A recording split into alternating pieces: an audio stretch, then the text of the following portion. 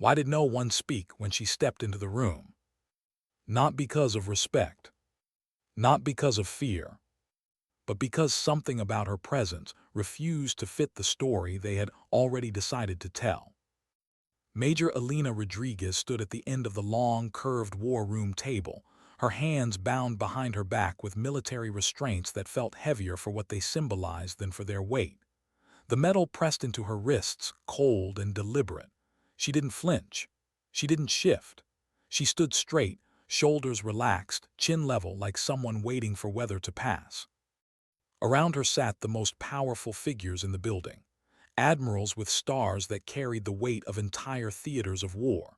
Generals whose names would never appear in headlines, only in classified footnotes that decided who lived and who didn't. The screens behind them glowed red and white.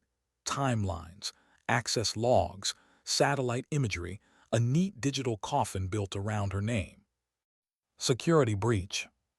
12 operators missing. Timestamp 0237. Every arrow pointed at her.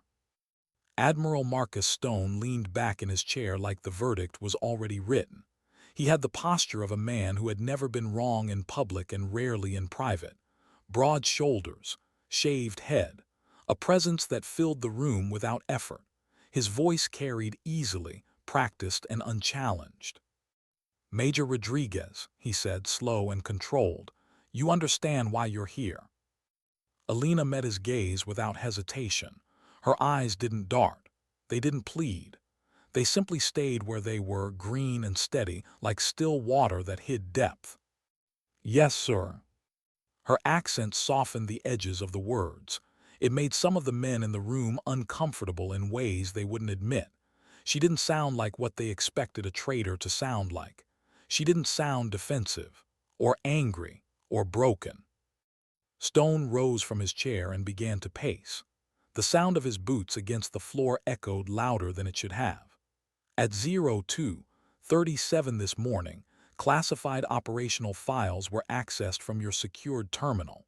Those files contained route data, extraction windows, and mission contingencies for a special operations convoy operating in the Syrian desert. He stopped walking, turned to face her. That convoy was ambushed within the hour. The words settled into the room like dust after a collapse. Someone shifted in their chair. Another cleared his throat. No one interrupted. 12 American operators are missing, Stone continued. Presumed dead. Presumed. Elena noticed the word, filed it away quietly. Colonel Sarah Mitchell leaned forward, fingers steepled, eyes sharp with the kind of intelligence that lived in systems and patterns. "The biometric confirmation is absolute," she said.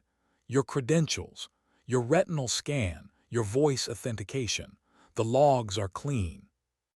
"Clean. Too clean." Elena inhaled slowly through her nose. She could feel her heart rate, controlled, low. Training took over where fear might have tried to rise. She had lived inside worse rooms than this. Rooms without cameras, without rules. General Webb finally spoke, his voice tired but precise. "Major Rodriguez, how do you respond?" Elena didn't answer immediately. She felt it then, the familiar sensation of being underestimated. They saw the fitted gray t-shirt instead of a dress uniform and read it as disrespect.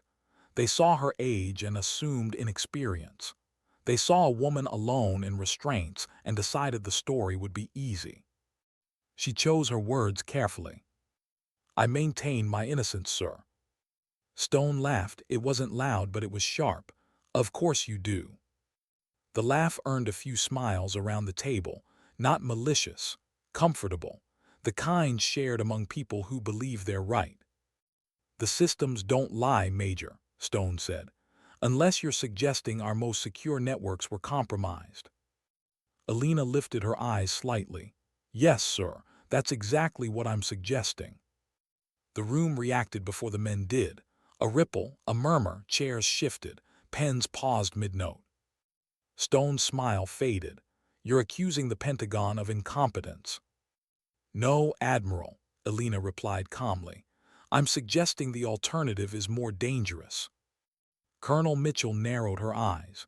Dr. Phillips, the psychologist seated slightly apart from the others, stopped typing and studied Alina's face. He noticed the absence of stress markers.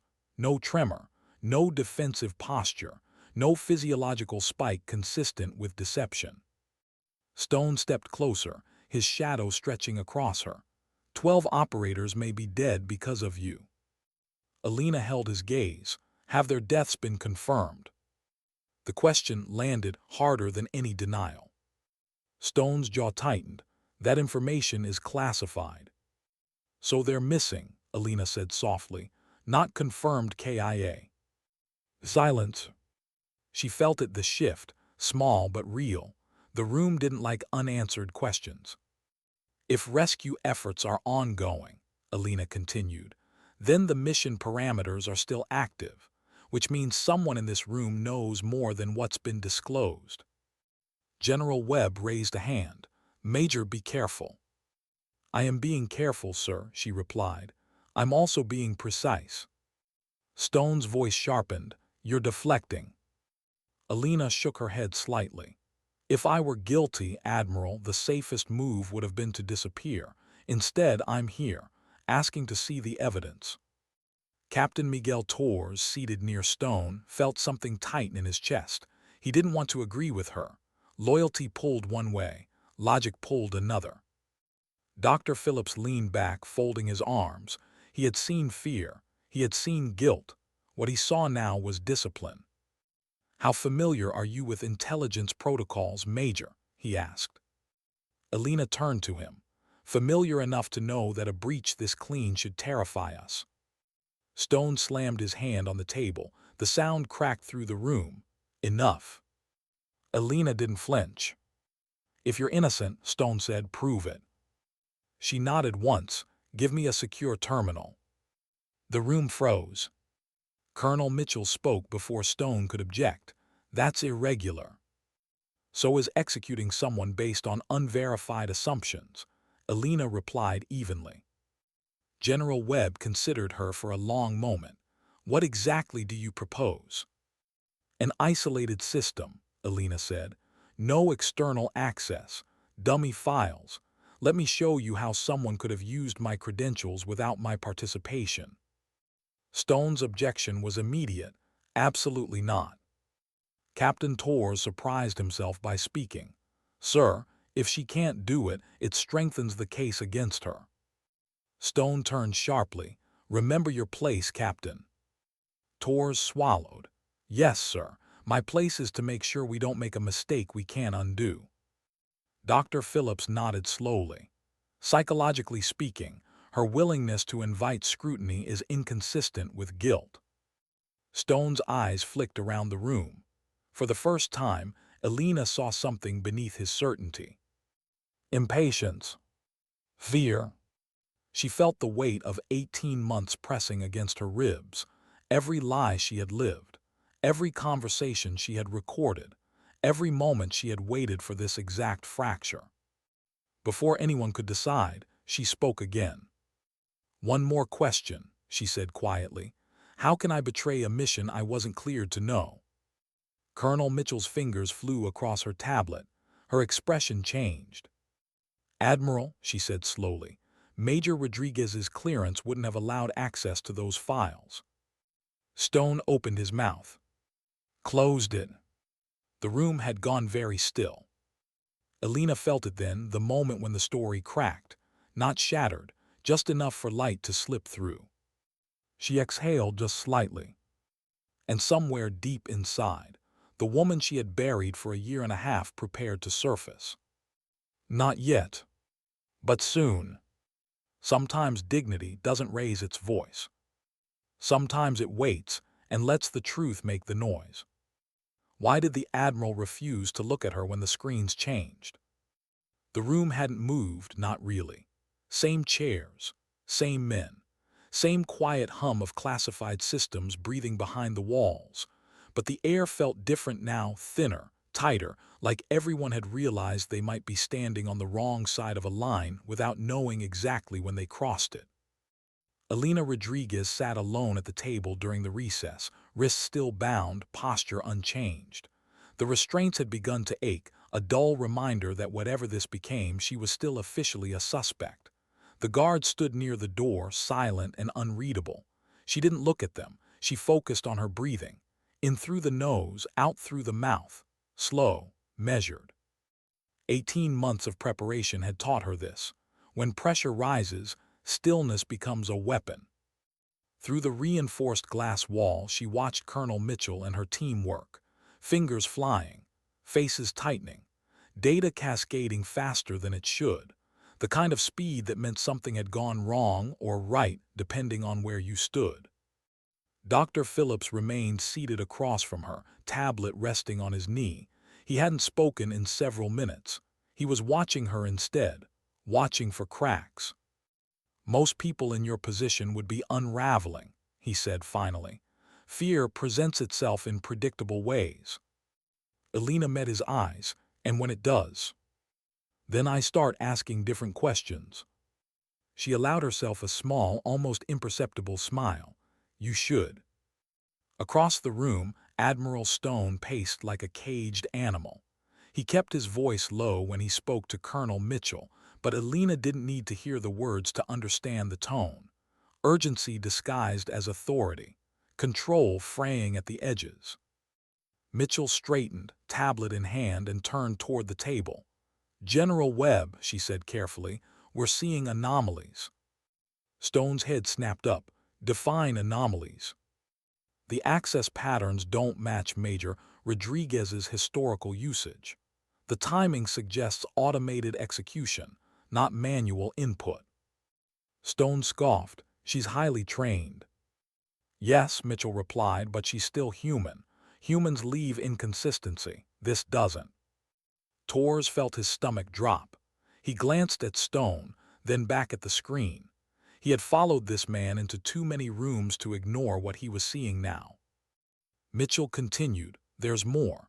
Encrypted data packets embedded in the access logs. External origin. Whoever did this knew how to hide inside our own noise. The room reacted again, not with murmurs this time, with silence. Stone folded his arms. You're suggesting an insider.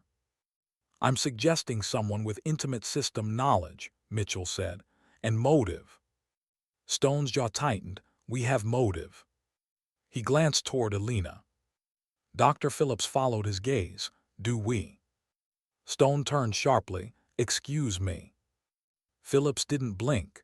We've found no evidence of financial gain, no coercion, no ideological indicators.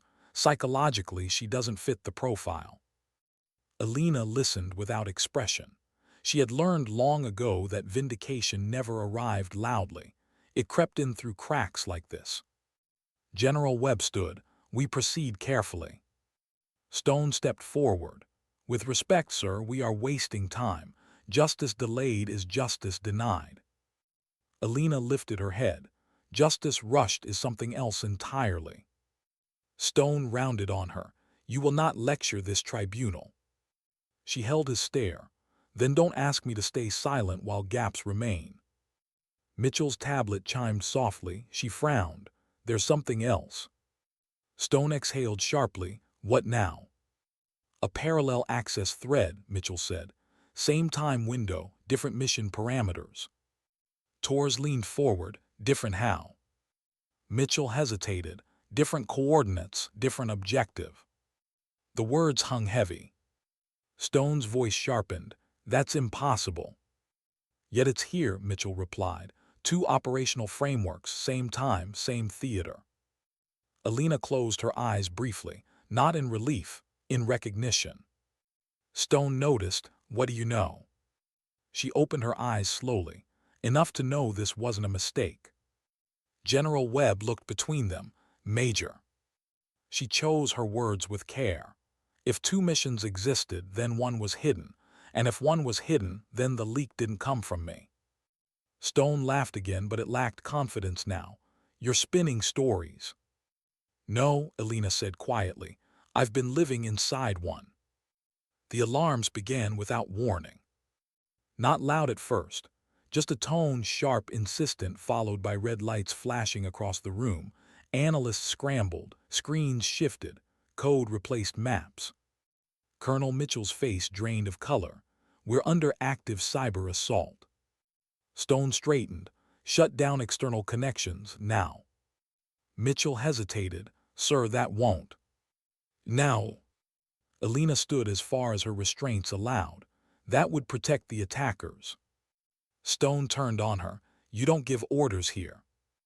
I'm not, she said. I'm observing. Mitchell's fingers hovered over the keyboard. She's right. Cutting connections now blinds us. Stone's voice cracked. Colonel, I gave you an order. Torres stepped forward. Sir, protocol supports her assessment. Stone stared at him like he didn't recognize him anymore. Alina watched the man unravel in real time, authority peeling back to reveal desperation. Colonel, Alina said calmly, trace the attack vectors. Compare them to the access patterns used to frame me. Mitchell nodded slowly, already moving. They match. Stone went pale. Dr. Phillips felt a chill crawl up his spine. Admiral, how did you know she was intelligence-strained? Stone froze. The slip echoed louder than any alarm. Alina smiled then, not with triumph, with sadness. Captain Torres, she said gently, I recommend you step between us. Torres did, hand hovering near his sidearm. Stone backed away, breathing hard. You're all being manipulated.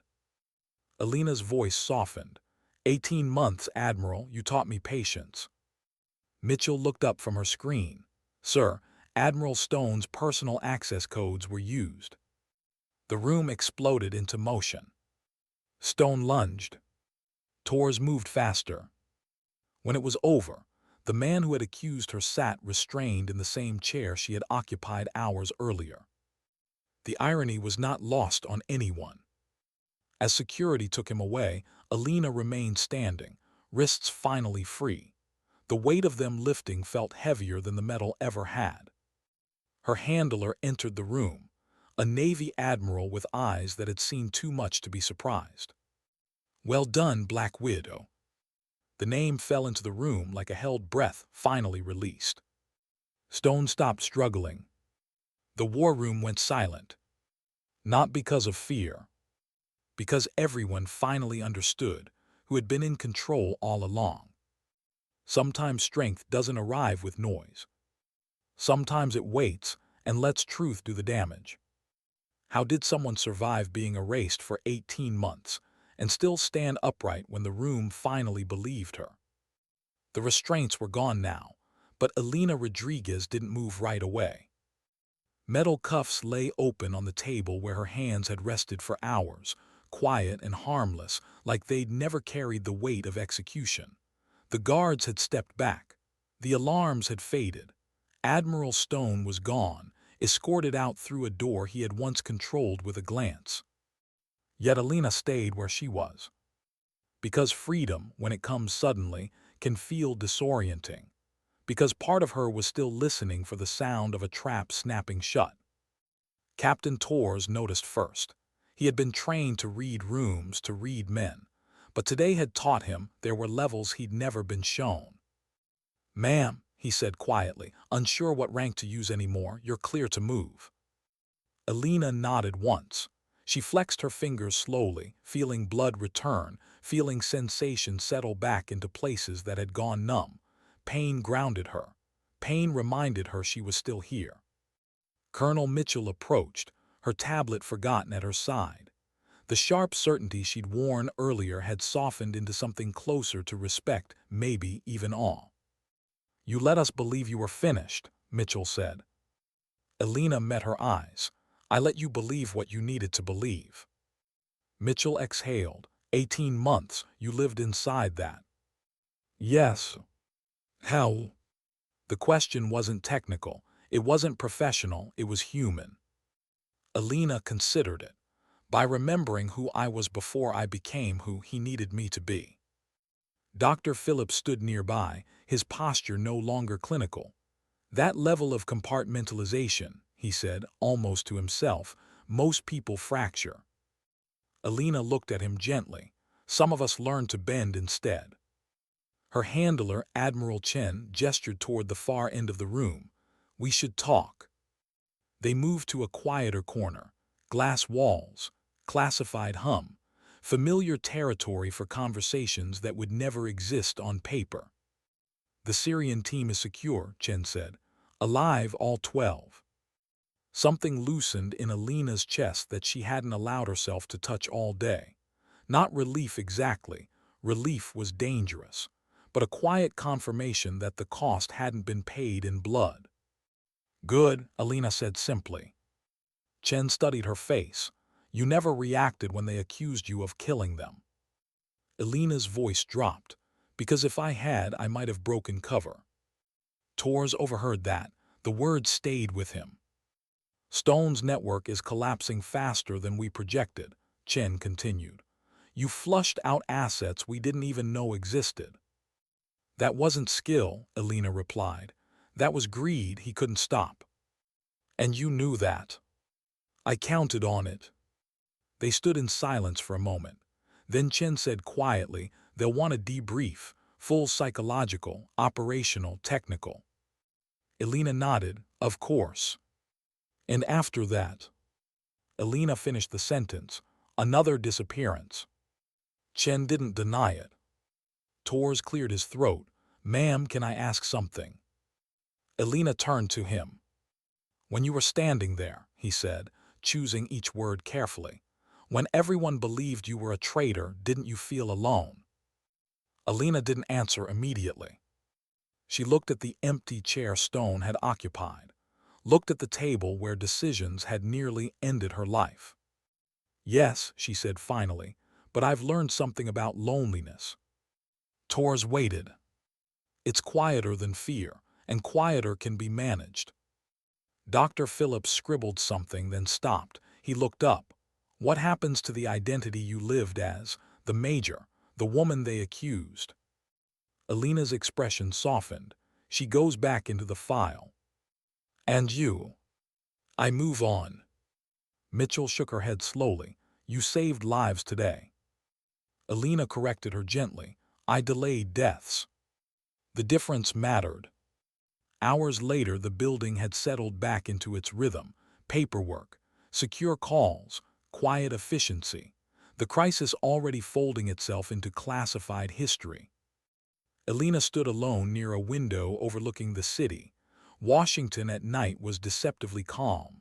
Lights, traffic, lives untouched by how close the system had come to eating one of its own. Chen joined her. You could have ended Stone earlier. Yes. Why didn't you?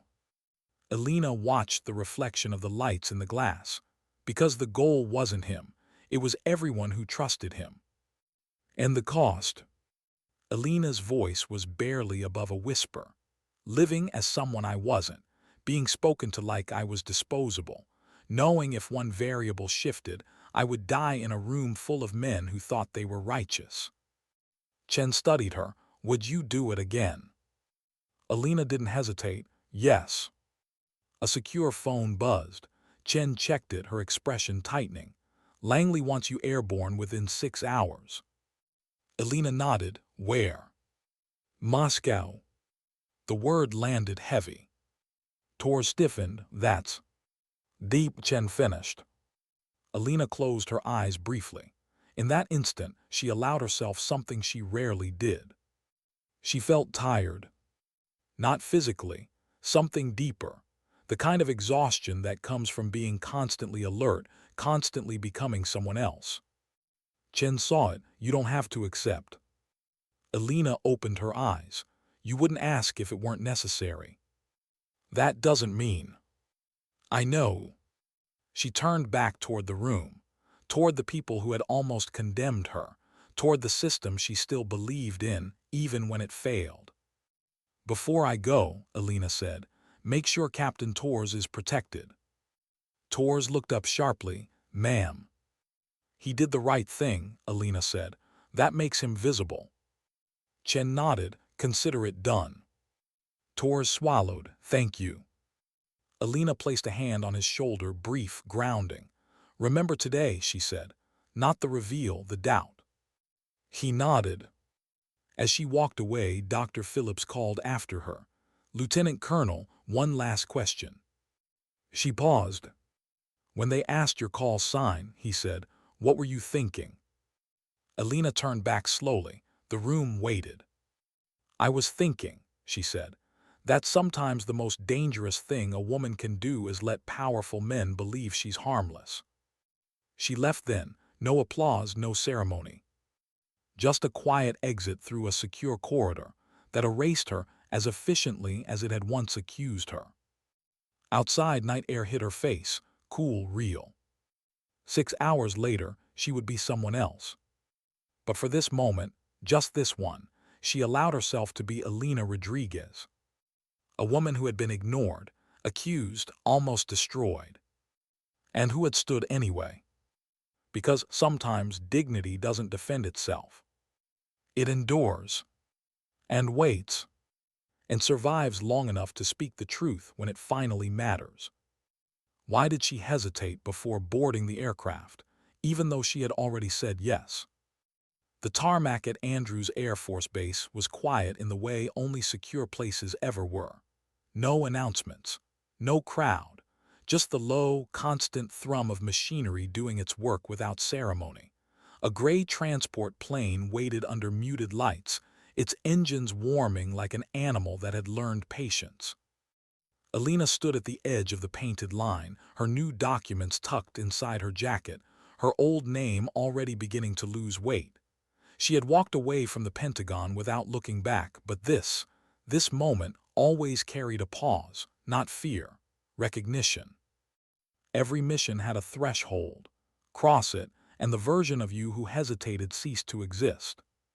Behind her, Admiral Chen stopped a few steps short. She knew better than to crowd this moment. You don't have to disappear completely this time, she said. We can keep a thread, something to come back to. Alina smiled faintly. Threads get pulled. Chen nodded. They both knew how often that was true. The Moscow assignment wasn't just another insertion. It was containment, extraction, damage control layered over damage control.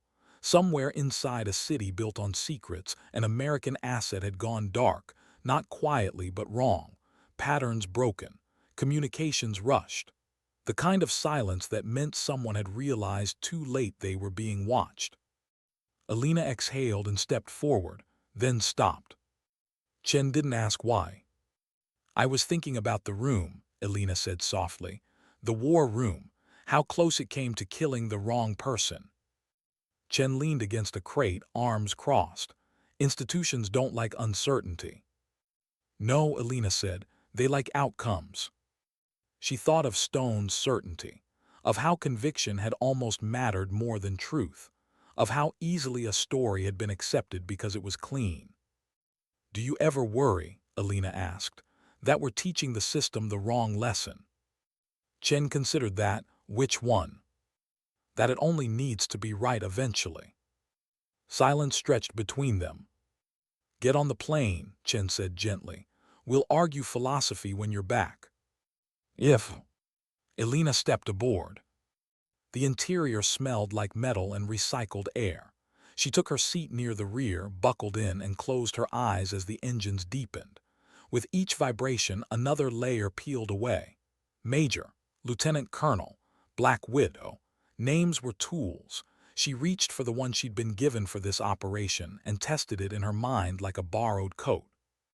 It fit well enough. Hours later, somewhere over the Atlantic, sleep came in fragments, not dreams, inventory.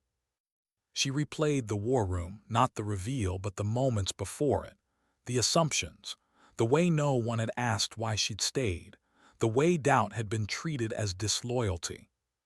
In Moscow, doubt would be fatal. The plane touched down in a place that never appeared on maps.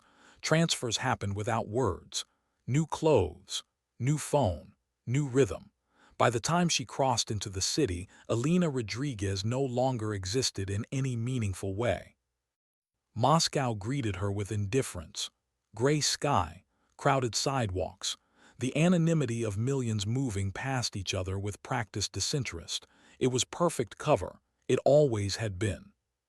Her contact, if that word still applied, was already compromised. That much was clear from the dead drops that hadn't been serviced and the signal that arrived too late to be useful. Elena adapted quickly. She always did. Routes changed. Patterns broken. Observation layered on top of counter-observation. She felt the familiar tightening in her chest. Not anxiety, focus. 3 days in, she spotted the first tail. Not sloppy, not obvious, just present enough to be noticed by someone trained to notice absence. She let it continue, let it grow confident, the same way she had with stone. Predators revealed themselves when they believed prey was unaware. That night, alone in a small apartment with a view of nothing worth remembering, Elena allowed herself a moment of reflection. She sat on the edge of the bed, boots still on, and stared at her hands. They were steady. She wondered when that had become strange. Back home, wherever that was now, Captain Torres would be filling out reports. Colonel Mitchell would be revising protocols. Dr. Phillips would be rethinking everything he thought he understood about resilience. None of them would know where she was. And that was the point. On the 5th day, the asset surfaced, not physically, digitally. A fragment of code hidden in a forum that pretended to be about architecture. Elena caught it mid-scroll and froze. There you are. The message was clumsy, rushed. Fear had a way of doing that. She responded carefully, using a channel that should have been dead. Within hours, the city began to close around her. Surveillance tightened. Movement became deliberate. Every choice narrowed. This was the part most people never understood. The danger wasn't the chase. It was the waiting. The moments when nothing happened and you had to trust that your instincts were still sharper than your exhaustion. She thought of the tribunal again, of how close truth had come to being irrelevant. The asset was younger than she expected, barely trained for what he'd stumbled into. When she finally saw him, across a crowded platform, face pale, hands shaking, something in her softened despite herself. "Don't run," she said quietly when she passed him. "Just follow." He did. They moved through the city like strangers, never close enough to be together, never far enough to lose each other. When they reached the safe house, Elena locked the door and leaned against it, listening. Nothing. For now. The asset spoke in fragments. Names, files, mistakes. He had seen something he shouldn't have and panicked. Someone had noticed. "I didn't mean to," he said, voice cracking. "I know," Elena said. "Breathe." She stabilized him the way she'd been taught. Voice low, instructions simple, human. Outside, sirens wailed somewhere far away, or maybe close. It was hard to tell in this city. By morning, extraction plans were already failing. Chen's voice came through the secure line, compressed and tense. "We're burning options. Someone tipped them." Elena looked at the asset, then at the window. Snow had begun to fall, thick, quiet. "Then we go analog," Elena said. "That increases risk." "It always does." She cut the line before Chen could argue. They moved before dawn, streets half empty, footprints disappearing almost as soon as they were made. At one point the asset stumbled. Elena caught him without thinking. Her hand lingered a second too long. He looked at her. "Why are you doing this?" The question surprised her. She answered honestly, "Because someone did it for me once." They reached the rendezvous point with minutes to spare.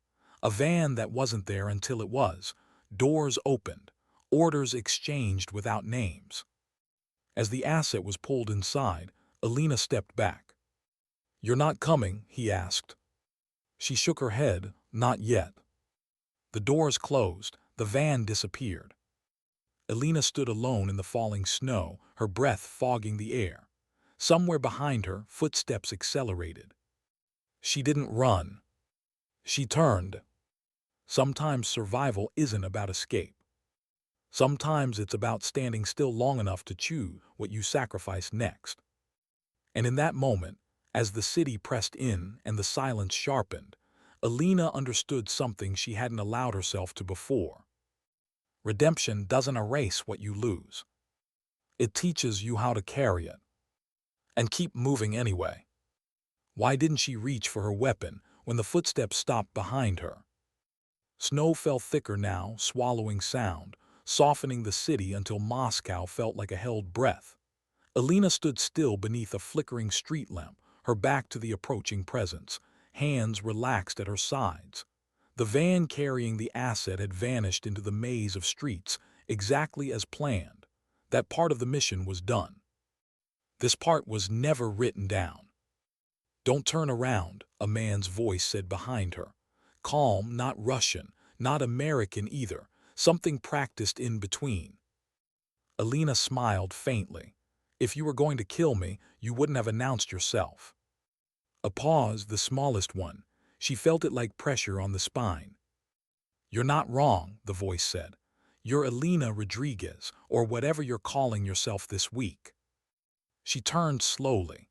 The man stood a few meters away, coat unremarkable, face forgettable by design. He held no visible weapon. Professionals rarely did when they didn't need to. "Names are temporary," Alina replied. "Intent is." He studied her. "You caused quite a mess back home." She tilted her head. "Funny, I thought I cleaned one up." His mouth twitched, almost a smile. "Stone was useful, predictable, you burned him." "He burned himself," Alina said. "I just stopped pretending not to see the smoke." The man stepped closer, close enough now that she could see the fine lines around his eyes. Not age, vigilance. There are people who didn't appreciate that. Of course there are. You exposed systems, processes, weaknesses. Alina's voice stayed level. Weaknesses exist whether we admit them or not. Another pause. Snow collected on his shoulders. He didn't brush it away. "You could disappear," he said. "Really disappear, we could make that happen." She laughed quietly. "You think I haven't already?" The man's gaze sharpened. "You're tired." She didn't deny it. "I watched the footage from the tribunal," he continued. "Your heart rate barely moved, even when you were facing execution." "That wasn't courage," Alina said. "That was commitment." "To what?" She looked past him at the city stretching endlessly behind. "To finishing what I started." He exhaled slowly. "There are others like Stone, maybe not as sloppy, not as greedy." "I know. And you've made yourself visible to them." Alina met his eyes. "Good." For the first time, uncertainty crossed his face. "You want them to come." "I want them to make mistakes." He studied her for a long moment, then nodded once. "You really are what they say." "And what do they say?" "That when the room goes quiet," he said, "it's because you've already won." He stepped back, melted into the snow like he'd never been there. Alina remained under the street lamp until the cold bit deep enough to remind her she was still human. Only then did she move. The next 48 hours blurred into controlled chaos. Safe houses abandoned, routes burned, communication reduced to one-way signals and dead drops that might already be compromised. Alina slept in fragments, 20 minutes here, 10 there, never long enough to dream. Fatigue crept in sideways, not as weakness but as memory. She thought of her first mission, how young she'd been, how proud, how certain that skill alone would protect her. She remembered the first time she'd been ignored in a room full of men who assumed quiet meant incapable. She had learned otherwise. On the third night she felt it, the shift. Surveillance patterns changed, less subtle, more aggressive. Someone higher up the food chain had taken interest. Good. She led them carefully, past places that meant nothing to her, past places that would soon mean everything to someone else. She fed them just enough truth to keep them chasing, just enough confidence to make them careless. In a deserted warehouse near the river, she finally stopped. The building smelled of rust and old water, Moonlight cut through broken windows in pale stripes. Elena moved to the center of the floor and waited. She felt the ache in her knees, the weight in her shoulders, the quiet hum of adrenaline that never quite shut off anymore. Footsteps echoed, more than one. "You should have left," a familiar voice said. Elena turned toward it. "You should have learned." The man from the street lamp stepped into the light, flanked by two others. This time the weapons were visible. "You've caused instability," he said. "People don't like instability." "People confuse comfort with safety," Elena replied. He gestured around them. "This ends here." She nodded. "It always does." What followed wasn't cinematic. No speeches, no dramatic charges, just movement, precision, the brutal efficiency of people who knew exactly what they were capable of. When it was over, Elena stood alone again, breathing hard, blood spotting the snow that had blown in through the broken roof. She leaned against a wall and slid down slowly, sitting on the cold concrete. For a moment, just a moment, she let herself feel it. The cost. The people she'd become to survive. The versions of herself she'd buried along the way. The knowledge that tomorrow would demand she do it again. Her secure phone vibrated once. Chen's voice came through, tight with relief. "Asset is safe on a plane." Elena closed her eyes. "Good." "You're compromised," Chen continued. "Burn everything. We'll extract when we can." "When," Elena repeated, "not if." There was a pause. "You did what needed to be done." Elena opened her eyes and stared at the ceiling. "So did they. That's the problem." She cut the line and stood, ignoring the protest from her body. Outside, dawn was creeping into the sky, pale and uncertain. As she walked away from the warehouse, Elena understood something she hadn't before. Redemption wasn't about balance. It wasn't about erasing mistakes or being seen as right. It was about choosing, again and again, to stand between harm and the people who would never know your name. She disappeared into the city one more time, carrying the silence with her. Because sometimes the strongest thing you can do isn't to be heard. It's to endure long enough to act when it matters most. Why did the silence feel heavier after the danger had passed? Not the sharp silence of pursuit. Not the brittle quiet of waiting to be discovered. This was different. This was the silence that arrives when the mission is over, and the wait finally has permission to land. Elena sat alone in the back of an unmarked aircraft climbing away from Europe, her forehead resting lightly against the cool window. Below her, cities blurred into geometry and darkness, then disappeared entirely beneath cloud. She hadn't slept in nearly 40 hours, but her body refused rest. Adrenaline lingered like a ghost that didn't know it was dead. Across from her, no one spoke. No one asked questions. That was the agreement. When someone came back from a burn this deep, words were liabilities. She flexed her fingers slowly. They were steady again. That steadiness used to make her proud. Now it just felt familiar. Her handler would be waiting when they landed. There would be debriefs, medical scans, psychological assessments that pretended exhaustion could be measured with numbers and charts. Then another choice would be placed in front of her, wrapped in language like duty, necessity, and national interest. She already knew the answer she would give. The aircraft leveled off. The cabin lights dimmed further. In the dark reflection of the window, Elena barely recognized herself. The face looking back wasn't older. It was quieter. Lines not of age, but of decisions that could never be undone. She thought of the asset, safe now, breathing easier somewhere he could pretend this life was behind him. That was the lie everyone needed. That danger ended. That survival meant freedom. For Elena, survival had always meant continuation. When they landed, she walked down the ramp alone. No escort, no ceremony, just a woman in a dark jacket stepping onto familiar concrete under unfamiliar stars. Admiral Chen waited at the edge of the hangar, posture relaxed in a way that suggested relief she wouldn't say out loud. You look intact, Chen said.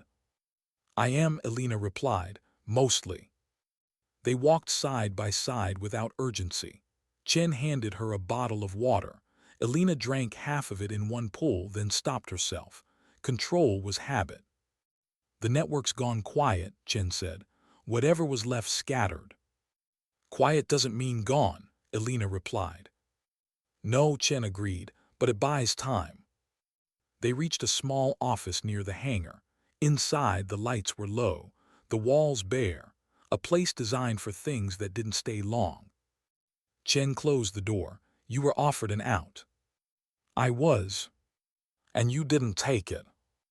Elena shrugged. It wasn't real. Chen studied her for a long moment. You could step back, advisory role, training, let someone else carry the weight. Elena met her eyes, and when the next stone decides, the room will believe him. Chen didn't answer. Someone has to remember what it looks like when the system almost eats the wrong person, Elena continued. Someone has to stand there again. Chen exhaled slowly. That kind of resolve costs something. It already has. They sat in silence. Outside, the aircraft engines cooled, ticking softly like something settling into rest.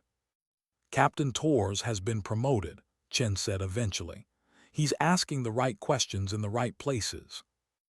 Elena smiled faintly. Good. And Colonel Mitchell? She'll fix what she can, Elena said, and fight what she can't. Chen nodded. You changed people. That wasn't the mission. No, Chen said, but it happened anyway. Later, alone in a medical bay, Elena lay staring at the ceiling while machines hummed around her. Electrodes, lights, quiet competence. She answered questions automatically. Pain levels, sleep, appetite, the language of checklists trying to understand a life built on exceptions. At one point, the doctor paused. How do you feel? Elena thought about it longer than expected. I feel present, she said finally. The doctor smiled politely and moved on, not realizing how rare that answer was. Hours later, wrapped in a blanket that smelled faintly of disinfectant and nothing else, Elena finally slept. Not deeply, not peacefully, but enough. She dreamed of the war room.